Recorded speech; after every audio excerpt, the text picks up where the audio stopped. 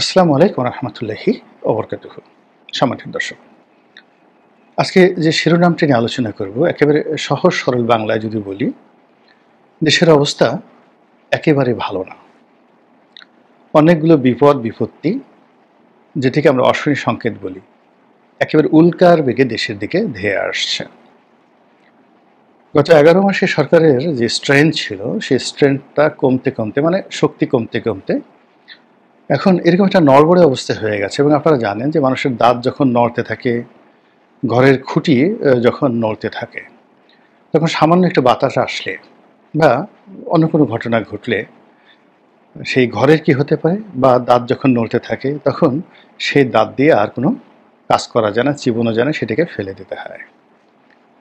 তো গত 11 মাসে সরকারের যে অবস্থা তৈরি হয়েছে, এখন নড়বড়ে, এরকম একটা নড়বড়ে যে স্কুলের ছেলেরা মেয়েরা, কলেজের ছেলেরা মেয়েরা, রাজনৈতিক দলের যে কোনো একটি পাড়া মহল্লার যারা মাস্তান রয়েছেন, তারাও মনে করেন যে সরকারকে একটা ধাক্কা দিয়ে ফেলে দিতে পারেন। এবং সরকারে যারা কর্তা ব্যক্তি রয়েছেন তাদের মধ্যে এত ভয়, এত আতঙ্ক, আসলে এত ভয় নিয়ে কাজ করা যায় না। রাষ্ট্র পরিচালনা অনেকটা বাঘ এবং সিংহের চরিত্রের মতো বা তার কর্মকাণ্ডের মতো। তারা তাদের আপন রাজত্বে নির্ভয়ে নিশ্চিন্তে ঘুরে বেড়াবেন। তাদের রাজস্বিক চালচলন দেখলে, তাদের অভিব্যক্তি দেখলে, তাদের চাহনি দেখলে বনের সব পশু যেভাবে সন্ত্রস্ত হয়ে যায় এবং তার জন্য জায়গায় করে দেয়, তদ্রূপ একজন রাজনীতিবিদ, এই সমাজ হলো তার জন্য সবচেয়ে নিরাপদ জায়গা। যখন কোনো রাজনীতিবিদ এক গাদা বডিগার্ড নিয়ে চলেন, তার প্রচুর সিকিউরিটি দরকার হয়। ইট মিনস যে তিনি নেতা হওয়ার মতো সাহস অর্জন করেননি, অথবা নেতা হওয়ার জন্য এমন কোনো কর্মকাণ্ড করেননি যে এই জনারণ্য তাকে নিরাপত্তা দেবে। তার চিন্তা, তার কর্ম, তার চরিত্র তাকে একেবারে একটা ভীতু প্রাণীতে পরিণত করেছে। একইভাবে যখন রাষ্ট্র পরিচালনা কেউ করেন, রাষ্ট্র পরিচালনা করেন, এখন বাড়ির চারিদিকে বহু সশস্ত্র প্রহরা, যেখানে যাচ্ছেন রাস্তার দুই পাশ ক্লিয়ার হয়ে যায় কয়েক ঘন্টার মধ্যে। এই যে একটা প্রোটোকল এরশাদ সাহেব শুরু করেছিলেন, বা প্রেসিডেন্ট জিয়াউর রহমান সাহেব প্রথম শুরু করেছিলেন, এই রাষ্ট্রীয় প্রোটোকলটি মূলত রাজনীতিবিদদের জন্য শোভনীয় নয়, এটা ভালো নয়। পশ্চিমা দুনিয়া অনেক কিছু করে যেগুলো আমাদের আসলে ফলো করা উচিত নয়। যেমন ধরুন ইসলামের স্বর্ণযুগ, সারা দুনিয়াতে মুসলমানরা 800 বছর থেকে 900 বছর একছত্র আধিপত্য চালিয়েছে। পুরো ভারতবর্ষ মুঘলরা শাসন করেছে, তার আগে সুলতানরা শাসন করেছে, অর্থাৎ ইখতিয়ার উদ্দিন মোহাম্মদ বিন বখতিয়ার খিলজি বাংলাদেশে, আর ভারতে কুতুবউদ্দিন আইবেক, অর্থাৎ মোহাম্মদ ঘুরির যে আক্রমণ, তখন থেকে যে মুসলিম শাসন ব্যবস্থা চালু হয়েছে, যেটা 1857 সন পর্যন্ত যাকে বলা হয় অব্যাহত ছিল। এই সময়টিতে যে সকল বড় বড় রাজাবাদশাহ আমরা যাদেরকে জানি, মানে তাদের যে জনপ্রিয়তা এবং তাদের যে ন্যায় বিচার প্রতিষ্ঠা করার যে সক্ষমতা এবং সাধারণ মানুষের দুঃখ কষ্ট দেখার জন্য তারা যেভাবে বের হতেন, ছদ্মবেশে রাস্তায় বের হতেন, সম্রাট আকবর বলেন, বাবর বলেন, জাহাঙ্গীর বলেন, শাহজাহান বলেন। শাহজাহান, আপনারা যারা দিল্লিতে গেছেন, আপনি চিন্তা করেন যে সে একা একই সেই দিল্লির রাজপ্রাসাদ থেকে বের হতেন, ঘোড়ায় করে এসে লাল কেল্লা থেকে বের হয়ে এসে সামনের জামে মসজিদে নামাজ পড়তেন। ঘন্টার পর ঘন্টা তিনি সময় কাটাতেন মসজিদে। ইতিহাস। তো এখন আপনি আমাদের প্রধান উপদেষ্টা ডক্টর মোহাম্মদ ইউনূসকে একা একটু বের হয়ে কাকরাইল মসজিদে এসে ঘণ্টাখানিক নামাজ পড়তে তাকে একটু বলে দেখেন তো, তার শরীরের সমস্ত যন্ত্রপাতি দেখবেন ভয়ে নষ্ট হয়ে গেছে। এটা কেন? এর কারণ হলো সম্রাট শাহজাহান বা অন্যান্য যারা আছেন তারা জনগণকে যেভাবে ভালোবাসতেন, নিজেদেরকে যেভাবে তারা রাজা মনে করতেন, সম্রাট মনে করতেন, এবং তাদের যে আত্মবিশ্বাস ছিল, বীরত্ব ছিল, সেই কারণে কি হতো, এই জনারণ্য মানে জনগণের যে অরণ্য, জনসমাবেশ, এটা কখনো তাদের মনে ভয় জাগাতে পারেনি। তো সেই দিক থেকে আমাদের এই সমাজটি এই মুহূর্তে যারা শাসক তাদের জন্য রীতিমতো একটি ভয়ঙ্কর সাপদ সংকুল জনপদ হয়ে পড়েছে। এমন কোনো উপদেষ্টা নেই যিনি রাত 8টার সময় একা একা নিউ মার্কেটে গিয়ে, কাঁচা বাজারে গিয়ে বাজার করতে পারেন। কিংবা এমন কোনো উপদেষ্টা বা উপদেষ্টি, মানে মহিলা উপদেষ্টা যেটা, উপদেষ্টি নেই যারা একা একা সে বিউটি পার্লার বলেন বা সেলুন বলেন, সেখানে গিয়ে চুল কাটতে যাবেন বা তার যে অন্যান্য যে কর্ম সেগুলো করতে যাবেন, এই সাহস তাদের নেই। এমনকি একটা ওষুধের দোকানে রাতে বেরোনোর মতো অবস্থা তাদের নেই। এতটা ভয় এবং আতঙ্ক ছড়িয়ে পড়েছে আমাদের সমাজে। দ্বিতীয়ত হলো যে মানুষের অভাব এবং অভিযোগটা কোন পর্যায়ে গেছে আপনি দেখুন। উপার্জনের জন্য মানুষ কোনো পথ খুঁজে পাচ্ছে না, ফলে চুরি, ডাকাতি, রাহাজানি, ছিনতাই এগুলো এতটা বেড়ে গিয়েছে যে ঢাকার অভিজাত এলাকায় গুলশান, বনানী, উত্তরা, ধানমন্ডি, বসুন্ধরা এই সমস্ত এলাকাগুলোতে ঠিক আদিম যুগে যেভাবে মানুষ চাপাতি নিয়ে, রামদা নিয়ে তারপরে মানুষের উপর আক্রমণ চালাতো, ডাকাতি করতো, সেই ঠিক একই অভিনব কায়দায় তারা পুলিশের সামনে, সেনাবাহিনীর সামনে নাকের ডগায় অপরাধ ঘটিয়ে আবার সেখান থেকে তারা চলে যাচ্ছে। এবং এই শহরে চাপাতি, রামদা, চাকু, ড্যাগার, এরপরে পিস্তল এগুলো ভাড়া দেওয়া হচ্ছে এই ধরনের অপকর্ম করার জন্য। মাঝে মধ্যে ২-৪টা ঘটনা আমরা দেখি সেই যাকে বলা হয় ইন্টারনেটে, এবং এগুলো দেখে রীতিমতো আঁতকে উঠতে হয়। ঢাকার অভিজাত এলাকাগুলোতে বিশেষ করে ধরেন ডিওয়াইসে, যেখানে বেশিরভাগই সামরিক কর্মকর্তারা থাকেন, তো বেশ কয়েকটি ডিওয়াইসেসে গত কয়েকদিনে দুর্ধর্ষ কতগুলো ডাকাতির ঘটনা ঘটেছে। তার মধ্যে বেশ কয়েকজন ডাকাত ধরা পড়েছে এবং এদের মধ্যে বেশ কয়েকজন সাবেক সেনা সদস্য রয়েছে যারা সেনাবাহিনীতে কর্মরত ছিল। তো এইরকম সামাজিক অস্থিরতা, সামাজিক নিরাপত্তাহীনতা এবং একই সঙ্গে বিচারহীনতা চলছে। কোর্ট কাছারির যে অবস্থা, মানে একজন যাকে বলা হয় বিচারক, জেলা জজ পর্যায়ের বিচারক, তিনি আমাকে বলছিলেন একটা জেলার দায়িত্বে যে ওই জেলাতে যে সবচেয়ে প্রভাবশালী রাজনৈতিক দল তাদের মধ্যে ৩টা গ্রুপ রয়েছে।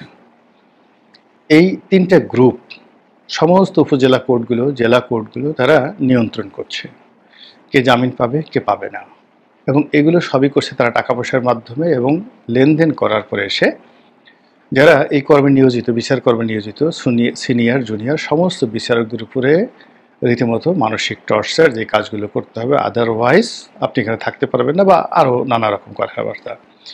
এবং সেই বিচারক আমাকে যেটা বললেন যে তিনি পাগল, অর্ধোন্মাদের মতো অবস্থা হয়ে গেছেন, ভয়ে তিনি সারাক্ষণ টেলিফোন বন্ধ করে রাখেন এবং তাকে সহযোগিতা করার মতো জেলা অ্যাডমিনিস্ট্রেশনে ওইরকম কেউ নেই।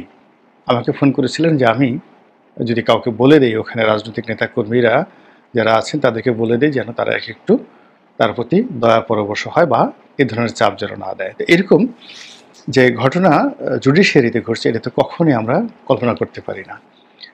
আমাদের হাইকোর্টে বা সুপ্রিম কোর্টে, অ্যাপিলেট ডিভিশনে, বার এবং বেঞ্চে, অর্থাৎ উকিলদের মধ্যে এবং বিচারকদের মধ্যে এমন কিছু ঘটনা ঘটছে যে কথা বলাও যাচ্ছে না স্পর্শকাতরতার কারণে, আর না বলেও পারা যাচ্ছে না। যারা ভুক্তভোগী এবং ওখানে আছেন তারা খুব ভালো করে জানেন যে সেখানে কী ঘটছে। এরপর আপনি যদি সরকারি অফিসগুলোতে যান, আপনি দেখুন এ যাবৎকালে এই গত 11 মাসে কয়বার সচিবালয়ের মধ্যে গেট ভেঙে ঢুকে গেল ছাত্র জনতা, আনসাররা ঢুকে গেল।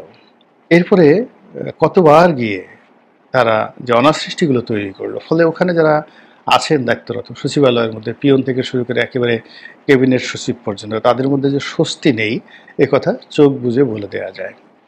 এবার আপনি ব্যাংক পাড়াতে যান, সেখানে আরও বিশৃঙ্খলা অবস্থা। সব খবর কিন্তু পত্রিকা আসে না। এমনকি শেখ হাসিনার জমানাতে যে সমস্ত খবর অহরহ পত্রিকাতে আসতো, সেটা শেয়ার মার্কেট কেলেঙ্কারি থেকে শুরু করে আরও অনেক কিছু, এখন মবের ভয়ে কোনো পত্রিকা, কোনো টেলিভিশন এই জিনিসগুলো ছাপাচ্ছে না বা প্রকাশ করছে না। সামাজিক মাধ্যমে কিছু কিছু বিষয় আসছে, কিন্তু বেশিরভাগ বিষয় কিন্তু আসছে না, কিন্তু তলে তলে একেবারে সর্বনাশ যা ঘটার তা কিন্তু ঘটে যাচ্ছে।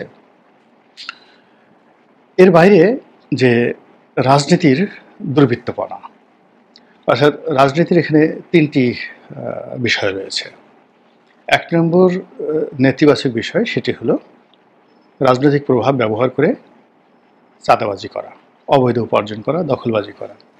এবং এটি গত 11 মাসে কতটা দুর্বিষহ, বেপরোয়া, কতটা অমানবিকভাবে ঘটে চলেছে, মানে প্রেজেন্ট পারফেক্ট কন্টিনিউয়াস টেন্স। 2024 সনের আগস্ট মাসের 5 তারিখ থেকে আজ অবধি এটা জ্যামিতিক হারে বেড়ে যাচ্ছে জনপদে, প্রতিটি জনপদে। মানুষের জীবনের অর্থবিত্ত, ক্ষমতা, নারী, মানে যা কিছু তার কাছে আকর্ষণীয় আছে সব আকর্ষণীয় বিষয়বস্তু ক্ষমতাধরদের দয়া এবং করুণার উপর নির্ভর করছে। এরপরে দ্বিতীয় যে বিষয়টি সেটা হলো রাজনৈতিক পদ এবং পদবি লাভ। অর্থাৎ কোনো একটা স্থানীয় নির্বাচন যদি হয়, সেটা দলীয় নির্বাচন হোক কিংবা ইউনিয়ন পরিষদ নির্বাচন হোক, সেখানে পদ পদবি লাভের জন্য যে ছুটোছুটি হচ্ছে, মারামারি হচ্ছে, কাটাকাটি হচ্ছে, অন্তর্ঘাত হচ্ছে, অন্তর্দ্বন্দ্ব হচ্ছে, এর বাইরে রাজনৈতিক প্রতিপক্ষদের সাথে যে মারামারি হানাহানি হচ্ছে, এটি বাড়তে বাড়তে এখন বিভাগীয় পর্যায়ে চলে আসছে। রাজশাহী, চাঁপাইনবাবগঞ্জ, চিটাগং, সিলেট, ঢাকা শহরে দেশের এবং বরিশালে দেশের প্রধানতম রাজনৈতিক দলগুলোর শীর্ষ নেতৃবৃন্দ যেভাবে পরস্পরকে বিষোদ্গার করছে, হুমকি ধামকি দিচ্ছে, যে কোনো সময় এটি রক্তক্ষয়ী সংঘর্ষে পরিণত হতে পারে। অন্যদিকে এই বিষয়গুলো তদারক করার জন্য থানা, পুলিশ, প্রশাসন, এরপরে সিভিল সোসাইটি বা আমাদের যে স্থানীয় যেটা যাকে বলা হয় বিচার ব্যবস্থা, পাড়া মহল্লায় যে বিচার ব্যবস্থা ঐতিহ্যগতভাবে চালু রয়েছে, এই পুরো বিষয়টিতে রীতিমতো ধস নেমেছে। এখন কেউ কারো বিপদে এগিয়ে আসতে পারে না, আসে না, আর আসলেও কেউ কাউকে কোনো উপকার করতে পারে না। ক্ষতি যা করার সবাই আপনাকে ক্ষতি করতে পারবে, কিন্তু কেউ আপনাকে উপকার করতে পারবে না। ফলে কি হলো, এই যে এতগুলো সমস্যার কথা বললাম, এই সমস্যাগুলো বাড়তে বাড়তে বাড়তে বাড়তে এক একটা সমস্যা এক একটা রাক্ষস হয়ে, এক একটা সমস্যা একটা খোক্কস হয়ে, এক একটা সমস্যা বজ্রপাত হয়ে রীতিমতো ঝড়ের গতিতে আমাদের জাতীয় জীবনে, পারিবারিক জীবনে, ব্যক্তি জীবনে, রাষ্ট্রীয় জীবনে ছুটে আসছে। এবং এগুলো মোকাবেলা করার মতো কোনো দক্ষতা, অভিজ্ঞতা, তারপরে কোনো সিস্টেম, কোনো কিছু আমাদের হাতে নেই।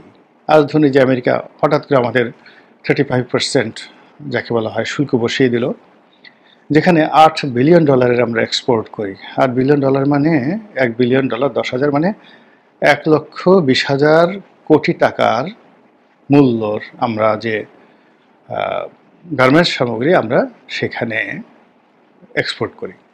ধরুন 1 লক্ষ বা 1.5 লক্ষ কোটি টাকার যদি আমরা এক্সপোর্ট করি, এটাকে 5 থেকে 7 বার আমাদের দেশে ট্রানজ্যাকশন হয়। অর্থাৎ যখন কোনো আমেরিকান বায়ার একটা এলসি দেয়, ওটার বিপরীতে আমরা একটা ব্যাক টু ব্যাক এলসি করি, তারপরে সেটা আনি, সেটা ট্রান্সপোর্ট মানে পরিবহন আনি এবং সেটা ইন্স্যুরেন্স করি, সেটার মাধ্যমে ব্যাংকিং করি। তো সেই ট্রানজ্যাকশনের মাধ্যমে আমরা বিদ্যুৎ বিল দেই, আয়কর দেই, মানে অন্ততপক্ষে ধরুন 20 থেকে 25টি খাতে এই 1,20,000 বা 25,000 বা 50,000 কোটি টাকা আমরা ব্যয় করি। অর্থাৎ সব মিলে এখানে গ্রস ট্রানজ্যাকশন হয় 8 লাখ কোটি টাকার উপরে, আমাদের জাতীয় বাজেটের সাথে অনেক অনেক বেশি। এই আমেরিকার সাথে আমাদের শুধু গার্মেন্টস সেক্টরের ব্যবসা, এই ব্যবসার উপরে হঠাৎ করে 35% ট্যাক্স বসিয়ে দিল এবং আমাদের যারা প্রতিদ্বন্দ্বী আছে ভিয়েতনাম, তাদের ট্যাক্সের সংখ্যা বা পরিমাণ মাত্র 20%। ফলে আমাদের ব্যবসা সংগতিকালীন হুমকির মধ্যে পড়ে গেল। এবং এই যে প্রাথমিক যে হুমকি এবং প্রাথমিক ধাক্কা, এটি কাটিয়ে ওঠার জন্য যে ব্যাংকিং সাপোর্ট দরকার, যে ইন্স্যুরেন্সের সাপোর্ট দরকার, সরকারি সাপোর্ট দরকার, এই সাপোর্ট দেওয়ার মতো এই ইন্টারিম গভর্নমেন্টের কোনো সামর্থ্য নেই। ফলে সমস্যা বেড়ে গেছে। এর মধ্যে আরও অনেক নতুন কোনো কর্মসংস্থান নাই।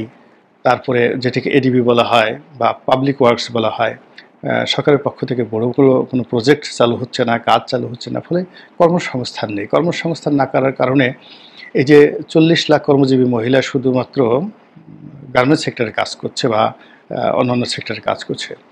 তারপরে ধরুন অন্যান্য যারা ছেলে পেশাজীবী আছেন, এরকম যদি 1 কোটি লোক বেকার হয়ে যায়, নারী এবং পুরুষ, তারা কোথায় যাবে বলেন? ছেলেরা পেশা পরিবর্তন করবে, অনেকে ছিনতাইয়ের হাজানিতে জড়িয়ে পড়বে, মেয়েরা বেকার হয়ে যাবে, তারা ঘরে গিয়ে কিছুই করতে পারবে না। আর যারা একেবারে অসহায় অপারগ, তারা দেখা গেল যে রাস্তায় নেমে যাবে পতিতাবৃত্তিতে। এই যে একটা সমাজ কি একটা ভয়াবহ বিবর্তনের দিকে যাচ্ছে, অথচ আমরা এখনও নাকে তেল দিয়ে ঘুমাচ্ছি, একে অপরকে দায়ী করছি, আর যে স্বপ্নের সঙ্গে কোনো বাস্তবতার মিল নাই, সেই ধরনের নানা অমূলক স্বপ্ন দিয়ে জাতিকে বিভ্রান্ত করছি। মহান আল্লাহ আমাদের সবাইকে হেদায়েত দান করুন এবং হেফাজত করুন। আসসালামু আলাইকুম ওয়া রাহমাতুল্লাহি ওয়া বারাকাতুহু।